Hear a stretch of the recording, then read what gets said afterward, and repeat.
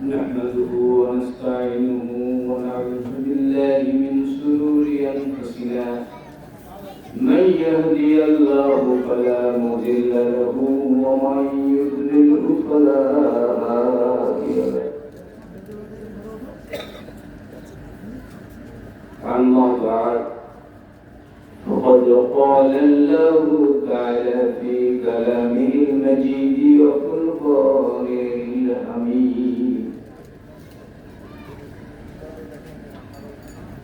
يوم لا ينفع مال ولا بنون إلا من أتى الله بقلب سليم.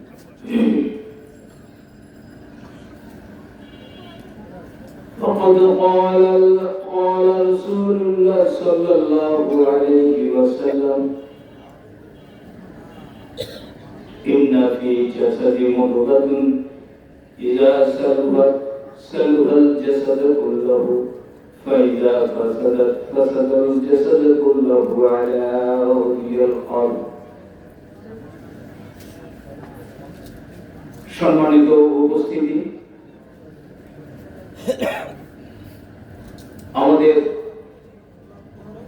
শেষ সীমানা তরিকায়ে খাস মুজাদ্দিদিয়ার খানকা শরীফের সদস্যবৃন্দ ও দূর দূরান্ত থেকে আগত তরিকার খলিফার ভাইরা ও সালেক বৃন্দ, আসসালামু আলাইকুম ওয়া রাহমাতুল্লাহি ওয়া বারাকাতুহু। সম্মানিত উপস্থিতি, গতানুগতিক মাহফিল আপনারা শুনে থাকেন। আমাদের এই মাহফিলটা একটু ব্যতিক্রম, যেহেতু আমাদের এই মাহফিলের উদ্দেশ্য হচ্ছে ইলমে তাসাউফ বা সুফিজম, বিশেষ করে মানুষের সাথে আল্লাহর সাথে সম্পর্ক তৈরি করার একটা পদ্ধতি, যার নাম তরিকায়ে মুজাদ্দিদিয়া। তরিকা সম্পর্কে কিছু বলা উচিত, কারণ পৃথিবীর সমস্ত কার্যক্রম তরিকার মাধ্যমে চলে। আমরা যখনই ধর্মীয় বিষয়ে এই তরিকার কথা বলি, তখন আপনাদের বা আমাদের মুসলিম কিছু অংশ তাদের গায়ে অ্যালার্জি। আমরা আল্লাহর কাজ করব, নবীর কাজ করব, তরিকা কেন করতে হবে? তরিকাটা হচ্ছে পদ্ধতি। আপনি ভাত রান্না করবেন, সেখানেও একটা তরিকা আছে। তরকারি রান্না করবেন, সেখানেও একটা তরিকা আছে। তরিকা ছাড়া পৃথিবীর কোনো কাজ হয় না। এই কথা কি আপনারা একমত? আপনি গাড়ি সারবেন, গাছ কাটবেন, সব কিছুরই একটা তরিকা আছে। ঠিক তদ্রুপ আল্লাহর নৈকট্য হাসিল করার জন্য তরিকা আছে, নাকি নাই? আপনার কাছে যদি সমগ্র কোরআন শরীফ দেওয়া হয়, আপনি সমগ্র কোরআন শরীফ পড়ে কি বুঝবেন? যদি এই কোরআন থেকে আপনার কার্যক্রম পদ্ধতিগত শিক্ষা না পান, তাহলে এই কোরআন আপনি মুখস্থ করবেন, এটা আপনার কোনো কাজে আসবে না। যেমন ওষুধের ডিসপেন্সারিতে সমস্ত ওষুধ ভর্তি, ওই সমস্ত ওষুধগুলাই মানুষের জীবন রক্ষার জন্য, নাকি? এখন আপনি যদি প্রত্যেকটা ওষুধ একটা একটা করে খান, আপনি কি বাঁচবেন? কারণ কি? আপনার রোগ বুঝে ব্যবস্থা নিতে হবে, কোনো একজন ওস্তাদের কাছে যেতে হবে, অর্থাৎ ডাক্তারের কাছে। সে আপনাকে প্রেসক্রিপশন করবে, আপনি একটা ওষুধ কিনে খেলে আপনি সুস্থ, নাকি? ঠিক তদ্রুপ কোরআন একটা গ্রন্থ, যার ভিতরে সমস্ত ট্রিটমেন্ট, সমস্ত রোগের মহা ঔষধ। এই মহা ঔষধ থেকে আপনাকে ওষুধ নির্বাচন করে খেতে হবে। আপনি যদি সমগ্র কোরআনকে আপনি আমল করতে চেষ্টা করেন, আপনি মারা যাবেন, আপনি কিছু করতে পারবেন না। তাহলে এই কোরআনের কার্যক্রম হচ্ছে সৃষ্টি জগতের শুরু থেকে সৃষ্টি জগতের শেষ পর্যন্ত আপনার জীবন কতটুকু? সর্বোচ্চ 60-70 বছর, 80 বছর। আপনার 80 বছর আর এই সমগ্র সৃষ্টির যে সময় তুলনামূলক কতটুকু? ঠিক কোরআনের অতটুকু যদি আপনার জীবনে বাস্তবায়ন করতে পারেন, আপনি কামিয়াব হবেন। এজন্য কোরআনের মধ্যে আল্লাহ পাক ছোট্ট ছোট্ট কিছু সূত্র দিয়েছেন। এই সূত্রগুলোকে আপনার জীবনে বাস্তবায়ন করলেই আপনি বেঁচে যাবেন। আল্লাহ বলেছেন কোরআনে, বিসমিল্লাহির রহমানির রহিম, ইয়াউমা লা ইয়ানফাউ মালুন ওয়ালা বানুন ইল্লা মান আতাল্লাহ বিকলবিন সালিম। আমরা ধর্ম করি কিসের জন্য? কাল কিয়ামতের মাঠে উদ্ধার পাওয়ার জন্য নাকি? কাল কিয়ামতের মাঠে উদ্ধার পাওয়ার জন্য একটা মাত্র সূত্র দিয়েছেন, ইয়াউমা লা ইয়ানফাউ মালুন ওয়ালা বানুন। ওই দিন তোমাদের সন্তান সন্ততি ধন সম্পদ কোনো কাজে আসবে না। একমাত্র উপকৃত হবে যে ব্যক্তি কলবে সালিম নিয়ে আসবে, সে উপকৃত হবে। তাহলে আমাদের একটা সূত্র পেলাম, কলবে সালিম যদি আমি অর্জন করতে পারি তাহলে কিয়ামতের মাঠে আমাদের একটা কাজে দিবে নাকি? তাহলে আমাদের সূত্র মাথায় রাখবেন, কলবে সালিম। আমি 2-4টে সূত্র দিব, এই সূত্র দিয়েই আল্লাহ অল্প আমলই যথেষ্ট। এরপরে আল্লাহ বলছেন কলব। এই কলবটা কি? কলবে সালিমের মূল হচ্ছে কলব। কলবটা কি? আল্লাহ নবী বলেছেন, মানুষের শরীরে এক টুকরা গোশত আছে, ইন্না ফি জাসাদি মুদগাতিন ইযা সালুহা সালুহাল জাসাদু কুল্লুহু ওয়া ইযা ফাসাদা ফাসাদাল জাসাদু কুল্লুহু আলা ওহিয়াল কলব। মানুষের শরীরে এক টুকরা গোশত আছে, গোশত টুকরা যদি পবিত্র হয় তার দেহ পবিত্র, আর যদি গোশত টুকরা অপবিত্র হয় তাহলে দেহ অপবিত্র। নাম কি তার? আলা ওহিয়াল কলব। ওটার নাম হচ্ছে কলব। এই কলব থাকে কোথায়? আল্লাতী ফিস সুদূর, কুলুবুল্লাতী ফিস সুদূর। কলব থাকে কোথায়? মানুষের বক্ষের ভিতর। তাহলে মানুষের বক্ষ একটা জায়গা, এই জায়গাটা কি করতে হবে? আলাম নাশরাহ লাকা সাদরাক, আমি কি আপনার বক্ষ প্রশস্ত করিনি? আল্লাহ নবী সিনাসা করেছে না? আল্লাহ পাক কোরআনের মধ্যে স্পষ্ট আয়াত দিয়েছে, আলাম নাশরাহ লাকা সাদরাক, আমি কি আপনার বক্ষ প্রশস্ত করিনি? তাহলে বক্ষ প্রশস্ত করা এটাও একটা সূত্র নাকি? তাহলে বক্ষের ভিতরে কলব, কলবের ভিতরে কি থাকে? কি থাকে? আল্লাহ পাক এই কলবের ভিতরে নূর দিয়েছিলেন। এই নূর আমরা নষ্ট করেছি। কি কারণে?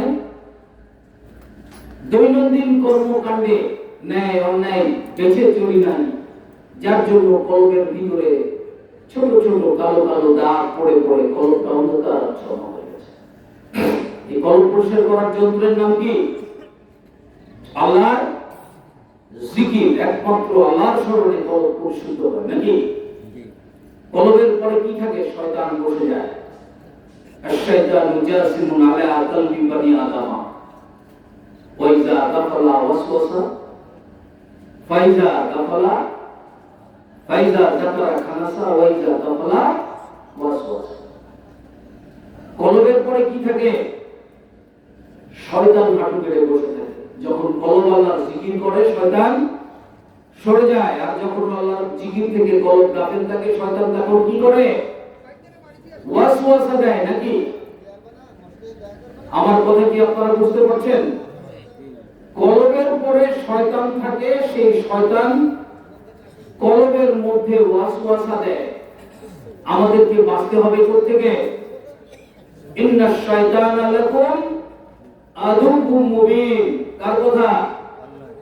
নিশ্চয়ই শয়তান তোমাদের প্রকাশ্য শত্রু। আপনি যদি যুদ্ধ করতে চান তাহলে শত্রুর মোকাবেলা করতে হবে নাকি? তাহলে শত্রুর মোকাবেলা করতে গেলে শত্রুর ঘাঁটি চিনতে হবে না? সেই ঘাঁটিটা কি? কলব।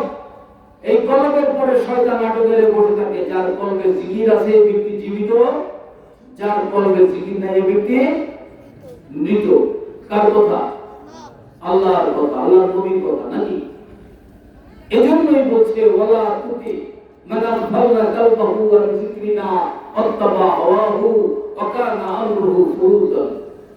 তোমরা তার ইত্তেবা করবে না যার কলব আমার জিকির থেকে গাফেল।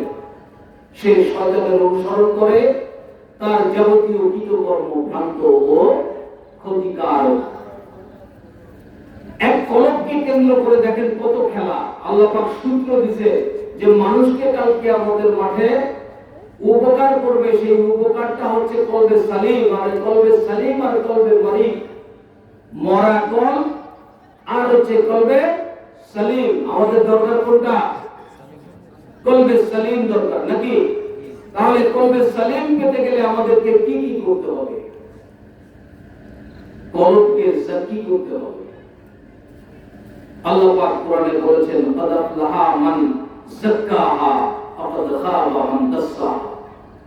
সেই সফলতা অর্জন করলো যে তার কলবকে জাকি করলো, আর যে করলো না সে নিজেকে কলুষিত করলো, ধ্বংস করলো। তাই না?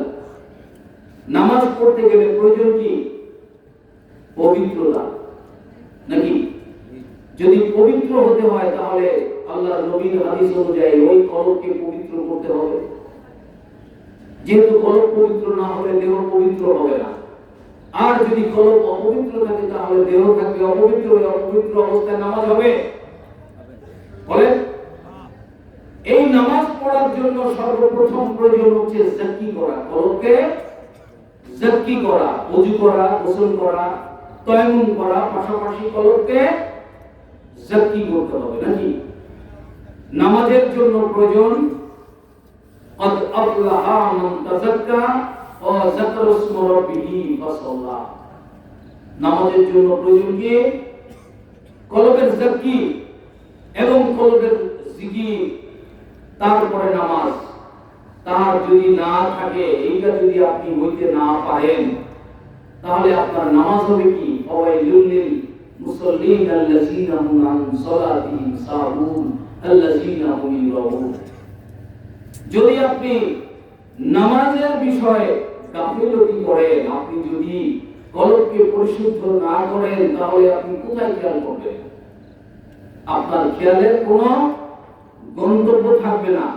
তাহলে ফাওয়াইলুন, ওই ওয়াইলুন জাহান্নাম অথবা ধ্বংস ওই মুসল্লি, যে মুসল্লি তার নামাজে বেখিয়াল। তাহলে বেখিয়াল অবস্থায় নামাজ পড়লে কি হবে? আল্লাযীনা হুম ইরাউন, মানুষ দেখানো নামাজ হবে। দেখি আমার কথা নাকি আল্লাহর কথা? তাহলে আমাদের এই যে নামাজি ভর্তি, সমাজে ভর্তি নামাজি, এই নামাজিরা কোথায়? এই নামাজিরা নামাজও করে, চুরি করে, ঘুষ খায়, জেনা করে, সুদ খায়। হ্যাঁ, তাহলে নামাজ কেন তাদের চরিত্র পরিবর্তন করছে না? আল্লাহ বলেন ইন্নাস সালাতা তানহা আনিল ফাহশাই ওয়াল মুনকার। নিশ্চয়ই নামাজ মানুষকে খারাপ কাজ থেকে বিরত রাখে। এটা একটা সূত্র। এই সূত্র মোতাবেক যদি নামাজ না হয়, তাহলে সে দুনিয়ার সমস্ত অপকর্ম করবে, আবার নামাজও পড়বে। এই নামাজ হচ্ছে তার মানুষ দেখানো নামাজ। এটা কার কথা? আল্লাহর কথা। তাহলে নামাজি প্রকৃত আল্লাহওয়ালাদের নামাজ হবে ক্বাদ আফলাহা মান তাযাক্কা ওয়া যাকারা ইসমা রাব্বিহি ফাসাল্লা। প্রকৃত নামাজের নামাজ হবে সে তার কলবকে জাকি করবে, ও যাকারা ইসমা রাব্বিহি, তার রবের নামের স্মরণ করবে, জিকির করবে। রবের স্মরণ আর রবের নামের স্মরণের মধ্যে পার্থক্য আছে। ফাসাল্লা, অতঃপর নামাজ পড়বে। এই নামাজ আল্লাহর কাছে গৃহীত হবে। তাহলে আমাদের একটা চ্যাপ্টার কমপ্লিট করলাম। কোনটা? কলবকে পরিশুদ্ধ করতে হবে। এখন এই কলবকে পরিশুদ্ধ করার জন্য আপনার কার্যক্রমটা কি? আপনি কিভাবে এই কলবকে পরিশুদ্ধ করবেন? কলবকে পরিশুদ্ধ করার তো পদ্ধতি আল্লাহ দিয়েছেন, নাকি দেন নাই? এই কলবকে পরিশুদ্ধ করার জন্য আল্লাহ পাক 1,02,24,000 পয়গম্বর প্রেরণ করেছেন। তাদের কাজ ছিল কি? 5টা কাজ ছিল। 5টা কি কি কাজ ছিল? সূরা বাকারার 151 নম্বর আয়াত যদি পড়েন, সেখানে নবীদের কার্যক্রম পাবেন। কামা আরসালনা ফীকুম রাসূলাম মিনকুম ইয়াতলু আলাইকুম আয়াতিনা ওয়া ইউযাক্কিকুম ওয়া ইউআল্লিমুকুমুল কিতাবা ওয়াল হিকমা ওয়া ইউআল্লিমুকুম মা লাম তাকুনু তা'লামুন। তাহলে কি করতে হবে? নবীর কাছ থেকে এই কার্যক্রমটা কি, সেই 5টা বৈশিষ্ট্য জানতে হবে। কোরআনে বলছে, তোমাদের মধ্যে আমি রাসূল প্রেরণ করেছি। তাদের কাজ ছিল কি? তোমাদের সামনে আমার নিদর্শন উপস্থাপন করবে। ইয়াতলু আলাইকুম আয়াতিনা, তোমাদের সামনে উপস্থাপন করবে আমার নিদর্শন। এখন বর্তমান হুজুররা এটাকে বলে তোমাদের সামনে আয়াত তেলাওয়াত করবে। ওখানে কোরআনের নাম কিন্তু উল্লেখ করা নেই। বিষয়টা কি বুঝছেন? তেলাওয়াত ওয়াইজা তুলিয়াত আলাইকুম আয়াতিনা, আমার নিদর্শন তোমাদের সামনে উপস্থাপন করবে। এখানে হুজুররা কোরআন তেলাওয়াত করবে, এখানে কোরআনের নাম উল্লেখ করা নেই। ধরে নিলাম কোরআন তেলাওয়াত করবে। এরপরে বলছেন ওয়াইউযাক্কিকুম, তোমাদেরকে পরিশুদ্ধ করবে। এই পরিশুদ্ধ কে করবে?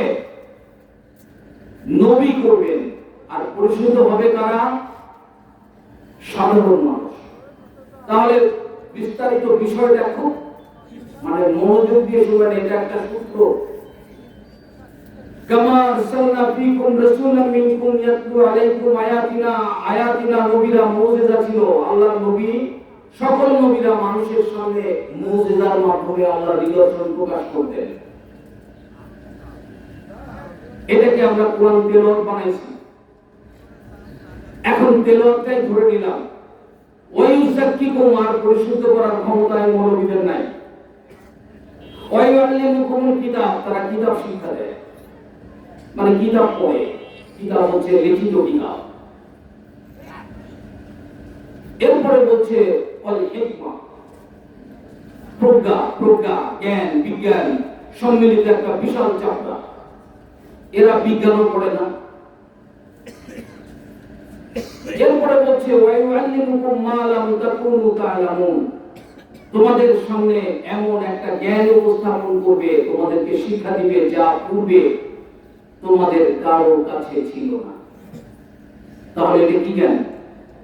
হযরত মুসা আলাইহিস সালামকে হযরত খিজির আলাইহিস সালামের কাছে পাঠাইছিল কি জ্ঞানের জন্য? ইলমে লাদুনি জ্ঞান।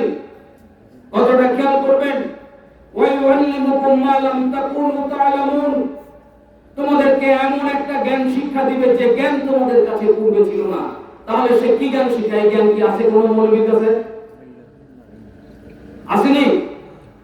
কোন মৌলবীর কাছে এই জ্ঞান নাই। ওরা কোরআনের কিতাব পড়া, মুখস্থ জ্ঞান এগুলো নিয়ে বলবে যে এটাই হচ্ছে ওই জ্ঞান। আপনাদেরকে গুজামিল দিয়ে শিক্ষা দিবে। সবটা যাদের মধ্যে এই 5টা বৈশিষ্ট্য নাই, সে নবীর ওয়ারিস হতে পারে না। আল্লাহ পাক যখন কোন নবীকে পৃথিবীতে প্রেরণ করেছেন, তাকে এই 5টা বৈশিষ্ট্য দিয়ে পাঠিয়েছেন। স্পষ্ট কোরআনের আয়াত, কামা আরসালনা ফীকুম রাসূলাম মিনকুম ইয়াতলু আলাইকুম আয়াতিনা ওয়া ইউযাক্কিকুম ওয়া ইউআল্লিমুকুমুল কিতাবা ওয়াল হিকমা ওয়া ইউআল্লিমুকুম মা লাম তাকুনু তা'লামুন। এই 5টা বৈশিষ্ট্য দিয়ে নবীদেরকে পৃথিবীতে পাঠিয়েছেন। এই 5টা বৈশিষ্ট্যের ওয়ারিস যারা আল উলামা ওয়ারাসাতুল আম্বিয়া, হাদিসটাকে প্রিফার করে মানুষের সামনে এই মাদ্রাসা থেকে গতানুগতিক মাওলানা মৌলভী পাশ করে বলে আমরা সেই আলেম। নিঃসন্দেহে তারা ওই আলেম নয় যে আলেম নবীর ওয়ারিস। তারা আলেম, বাংলা ইংরেজি পড়ে, উর্দু পড়ে, আরবি পড়ে, ভাষা পড়ে, ভাষাবিদ। একজন ইংলিশ ল্যাঙ্গুয়েজ কোর্স করছে, সে ইংলিশ অনার্স মাস্টার। এরা আরবিতে লেখাপড়া করছে, আরবি অনার্স মাস্টার।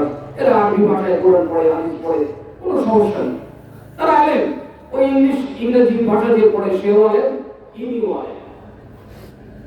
কিন্তু নবীর ওয়ারিসের যে আলেম, এই আলেম সে নয় যদি তার ওই পাঁচটা বৈশিষ্ট্য না থাকে। নাম্বার ওয়ান, আমাদেরকে জাক্কি হতে হবে কার কাছ থেকে?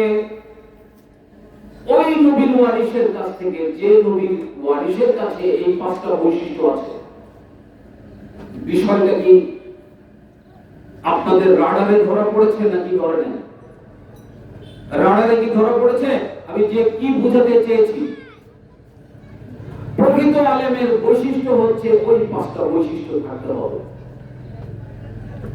এরপর ওই জাক্কিকুম, ওই উনি তোমাদেরকে পরিশুদ্ধ করবেন এবং তোমাদেরকে কোরআন শিক্ষা দিবেন, হিকমা শিক্ষা দিবেন, এমন একটা জ্ঞান শিক্ষা দিবেন যে জ্ঞান তোমাদের কাছে পূর্বে ছিল না।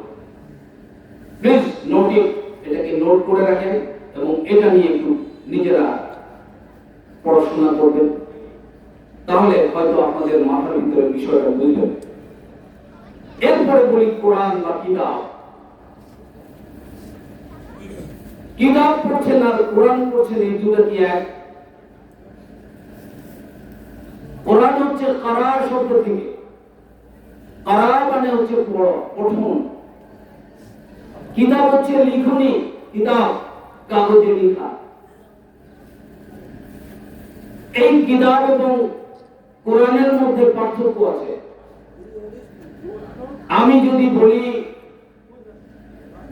আল্লাহর তরফ থেকে আসছে কদ জাআকুম মিনাল্লাহি নূরুন ওয়া কিতাবুম মুবিন, মানুষের জন্য আল্লাহর তরফ থেকে আসছে একটা নূর। কোথায় আসছে? নাযালা বিহি রূহুল আমিন আলা কলবিকা লিতাকুনা মিনাল মুনজিরিন। নিশ্চয়ই এই কোরআন নূর হিসাবে আপনার কলবের উপরে এসেছে। কি করবেন?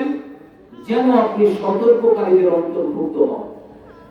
তাহলে কি আসছে? কোরআন কোথায় ছিল? বাল হুয়া কুরআনুম মাজিদুন ফি লাওহিল মাহফুজ। কোরআন ছিল লৌহ মাহফুজে। এই লৌহ মাহফুজে কোরআন কি অবস্থায় ছিল? ইন্নাহু লা কুরআনুন কারীমুন ফি কিতাবিম মাকনুন লা ইয়ামাসসুহু ইল্লাল মুতাহহারুন। নিশ্চয়ই উহা ওই পবিত্র পঠন যাহা গুপ্ত ও সুরক্ষিত, একমাত্র পবিত্র আত্মা ব্যতিরেকে উহা স্পর্শ করতে পারবে না। পবিত্র আত্মা কাদের? নিশ্চয়ই বলবেন ফেরেশতাদের। তাহলে ফেরেশতাদের জন্য কি কোরআন নাযিল করা হয়েছে? কোরআন নাযিল হয়েছে কার জন্য? মানুষের জন্য। তাহলে মানুষের মধ্য থেকে কিছু পবিত্র ব্যক্তি আছেন যারা ওই কোরআন সংরক্ষণ করতে পারেন, ওই কোরআনকে স্পর্শ করতে পারেন নাকি? সমস্ত নবীগণ এই কোরআন স্পর্শ করার যোগ্যতা সম্পন্ন। আর যদি নবীদের ওয়ারিস হয়, প্রকৃত ওয়ারিস, তিনিও ওই কোরআন স্পর্শ করার যোগ্যতা সম্পন্ন ব্যক্তি। কোন সন্দেহ আছে? কোরআন ছিল কোথায়? লৌহ মাহফুজে। সেখান থেকে কি করলেন? নাযালা বিহি রূহুল আমিন আলা কলবিকা লিতাকুনা মিনাল মুনজিরিন। নিশ্চয়ই এই কোরআন আপনার কলবের পরে নাযিল করা হয়েছে যেন আপনি সতর্ককারীদের অন্তর্ভুক্ত হন। কি এসেছে? কদ জাআকুম মিনাল্লাহি নূরুন ওয়া কিতাবুম মুবিন। নিশ্চয়ই আপনার বক্ষের ভিতরে একটা নূর এবং একটা কিতাব নাযিল করা হয়েছে। নিশ্চয়ই বক্ষের ভিতরে কোনো পুস্তক নাযিল হয় না, নূর নাযিল হয়েছে। এই নূরটা যখন ওনার ভাষায় ব্যক্ত হলো, তখন উনি পড়তে শুরু করলেন। এই পড়া অবস্থাটাকে বলে কোরআন। পঠন যখন এটাকে লিখিত হলো, তখন এটার নাম হলো কিতাব। বিষয়টা কি আপনাদের মাথায় ঢুকছে কি ঢোকে নাই? এই কিতাব নিয়ে আপনি যত বাড়াবাড়ি করেন কোনো রেজাল্ট হবে না, নূর কখনো পাবেন না। নূর ভিন্ন জিনিস। নূরের ট্রান্সলেট করার একটা সিস্টেম, সেই সিস্টেমটা হচ্ছে মানুষের পক্ষে কলবে। যেহেতু কলবের পরে এই নূর এসছে, এটা ট্রান্সলেট হয়েছে ভাষায়, আরবি ভাষায়। আল্লাহর নবী আরবি ভাষাবিদ ছিলেন, উনি আরবি ভাষায় ট্রান্সলেট করেছেন। আর আরবি ভাষায় লেখা হয়েছে কোরআন কিতাব। এই কিতাব আমরা পড়ছি। এখন আপনাদেরকে একটা উপমা দেই। সরেয়া গয়র শূন্য আগুন, কাগজে যদি লিখে আপনার পকেটে রাখেন, আপনার পকেট পুড়বে। কারণ কি? ওটাও তো আগুন, এটাও তো কোরআন। কোরআনের সমস্ত কিছু লেখা আপনার পকেটে রাখলে কি হয়? পড়ে। তাহলে আগুনের একটা দলা আপনার পকেটে ঢুকে দিয়ে দেখে তো আপনি পড়ে কিনা? পড়বে। তা ওটাও আগুন আর আপনার কাগজে লেখা আগুন, এই দুটোই তো আগুন। একটা পকেটে রাখতে পারতেছেন না, আর একটা পকেটে রাখতে পারতেছেন। এর মূল কারণ হচ্ছে এটা, কোরআনের অবস্থান হচ্ছে এটা। এই কোরআনের এই নূরকে দেখার জন্য ছটফট করেছিলেন মুসা আলাইহিস সালাম। যখন মুসা আলাইহিস সালামকে বলা হলো তুমি এটা দেখতে পাবে না, লাম তারানি, তোমার দেখার কোনো ক্ষমতা নাই, তোমার চোখ এমন কোন চক্ষু দেই নাই যে চক্ষু দিয়ে তুমি এটা দেখতে পাবে। কি হলো? আল্লাহ বললেন যাও, তুই পাহাড়ে দেখাইলেন, ওখানে গেলেন। যাওয়ার পরে পাহাড়ের পরে এক ঝলক নূর আল্লাহ পাক কি করলেন? নিক্ষেপ করলেন। সাথে সাথে কি হলো? পাহাড় কি হলো? পাহাড় বলেন, পাহাড় পুরো সুরমা হলো, যেটা আমরা এখনো ব্যবহার করি।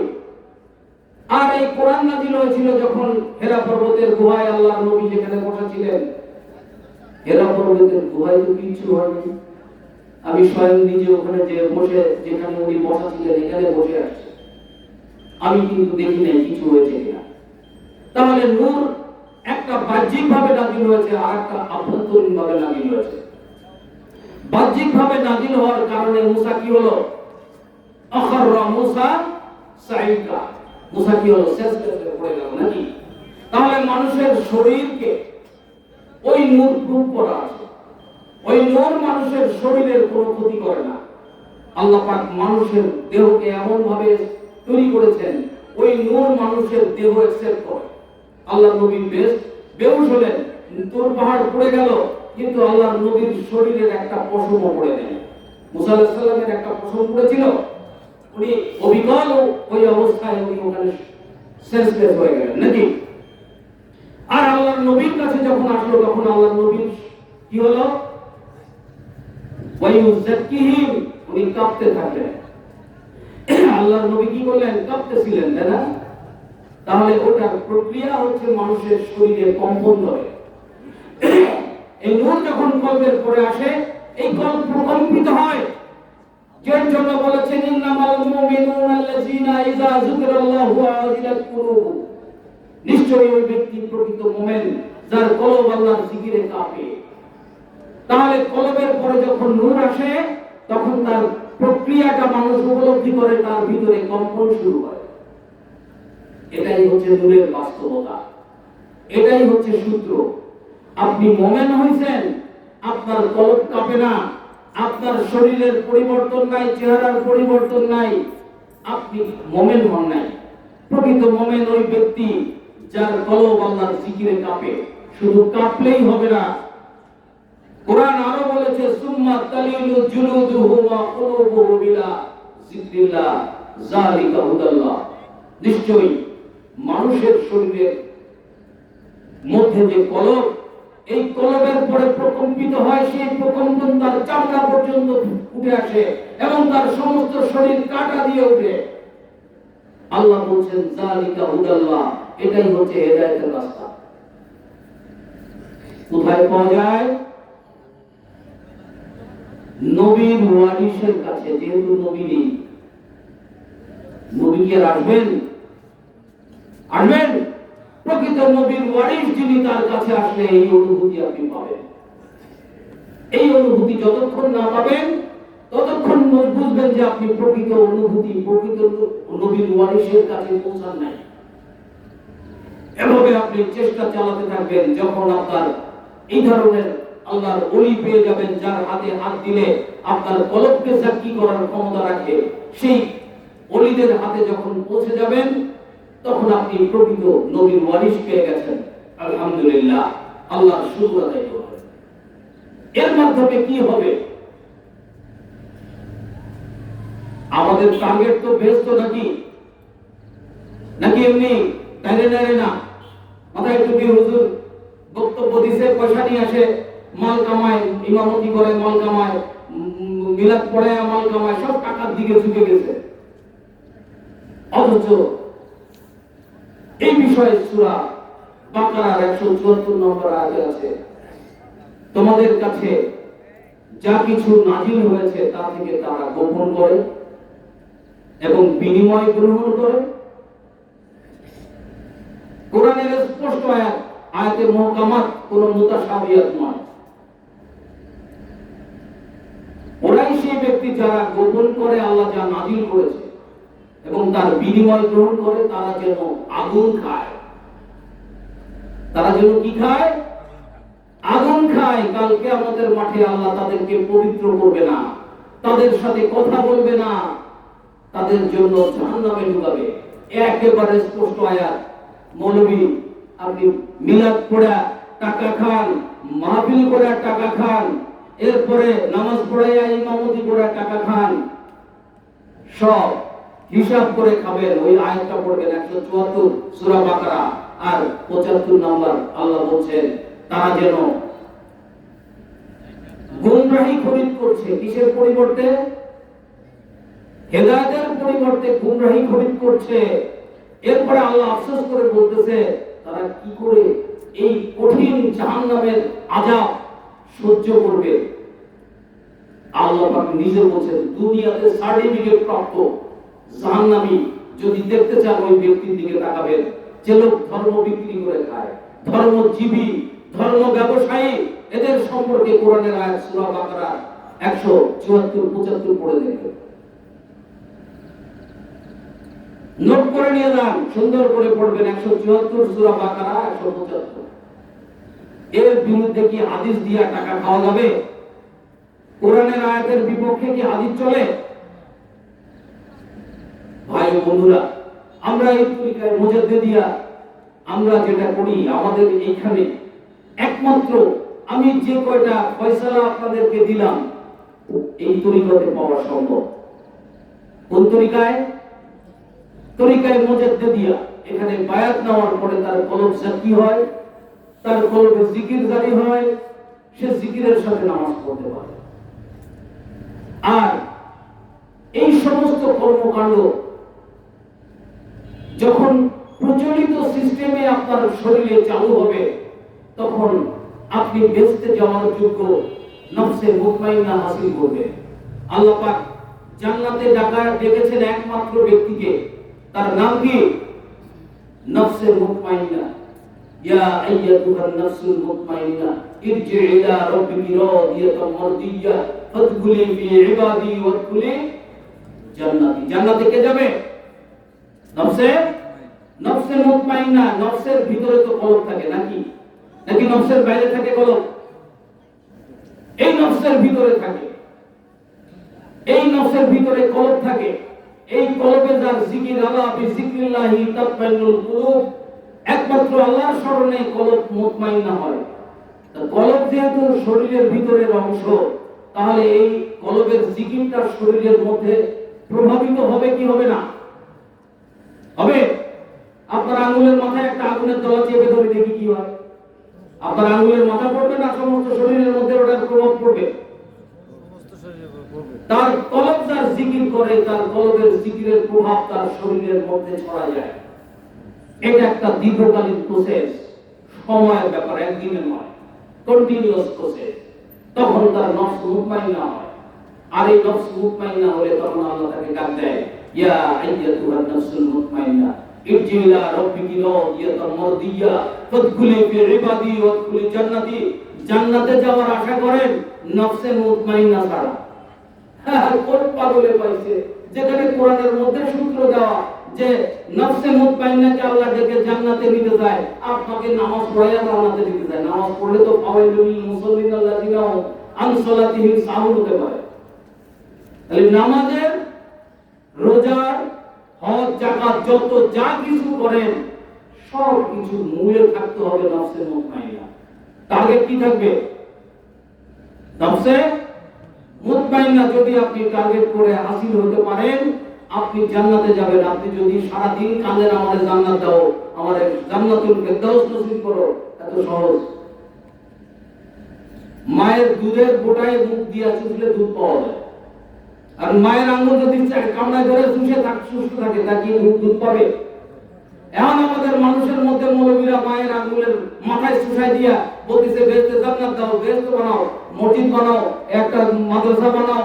মৌলবীকে ব্যবসা হচ্ছে ওইটা, আর ওইখানে তাদের খাবার, ওইখানে তাদের রিজিক, ওইটাতে তারা বাড়ানোর জন্য আপনাদের মতো মানুষদের, সাধারণ মানুষদেরকে প্রকৃত রাস্তা নিজেরাও দেখে নাই, আর মানুষকেও দেখাতে পারে নাই।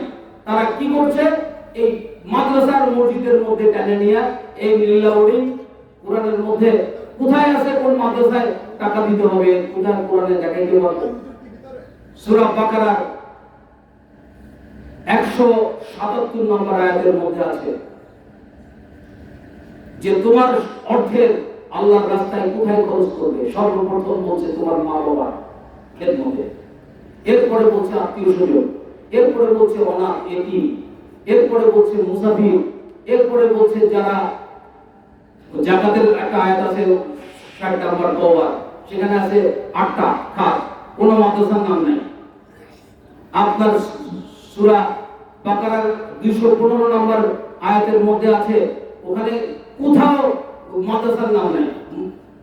তাহলে এই সমস্ত মানুষদেরকে তারা কোথা থেকে কোথায় হাদিস বানাইছে নাকি সঠিক হাদিস এটা নিয়েই মানে এটা একটা বিভিন্ন হাদিসের বিষয় তো জানেন যে হাদিস সম্পর্কে মানুষের কোনটা জাল জয়ী, কোনটা সহি, এরকম ভাগ ভাগ করছে।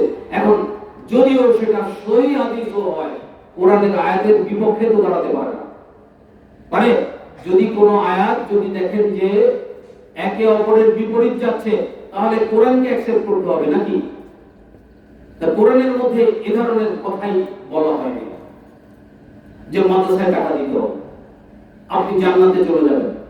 সদকায়ে জারিয়া করে 3টা রাস্তা না 4টা, 3টা রাস্তা খোলা থাকে মৃত ব্যক্তির। একটা হচ্ছে উপকারী এলেম, একটা হচ্ছে সন্তানের দোয়া, আর একটা হচ্ছে সদকায়ে জারিয়া। এখন সদকায়ে জারিয়া যদি সে মুসলমান না হয়, তার সদকায়ে জারিয়া কাজে লাগবে? আগে তো মুসলমান মুমিন হইতে হবে নাকি, তারপরে সে সদকা করবে, সেটা তার জারিয়া, তার কাজে লাগবে। এখন ও মুমিন হয় না, তার কলবে শয়তান বসা ছিল, সে সারা জীবন সুদ খাইছে, ঘুষ খাইছে, গান বাজনা করে বেড়াইছে, বিভিন্ন ধরনের মারা গেছে, তার কোটি কোটি টাকার সম্পদ মাদ্রাসা বানাই দিয়েছে, লাভ কি তার কি কোনো কাজে আসবে কিনা সেটা আমার প্রশ্ন। কারণ ওই লোকটার তো কলবে পরে শয়তান বসা ছিল, ওই লোকটা কলবে একজন মুশরিক হিসাবে সে মৃত্যুবরণ করেছে। তাহলে তো স্বামী বিবেকানন্দ হিন্দু, বৌদ্ধ, খ্রিস্টানরা তো অনেক চ্যারিটেবল ডিসপেন্সারি করে, পৃথিবীতে কোটি কোটি টাকার সম্পদ দান করে, তাহলে তো এরাই বেহেশতে চলে যাবে। বেহেশতে যাওয়ার শর্ত তো মুমিন, নফসে মুতমাইন্না। তা নফসে মুতমাইন্না হওয়ার পরে যদি সে দান করে, খয়রাত করে, বিভিন্ন ধরনের দান খয়রাত করে, সেটা তার সদকায়ে জারিয়া হবে। কিন্তু মুমিন হয় নাই এমন ব্যক্তি যতই দান করুক না কেন, তার কি কাজে আসবে? আমার প্রশ্ন রইল। অনেক কথা বললাম, মানুষের দিক নির্দেশনামূলক কোরআন হাদিসের আলোকে ভুল ত্রুটি ক্ষমা করবেন। ওয়া আখিরি দাওয়ানা আলহামদুলিল্লাহ।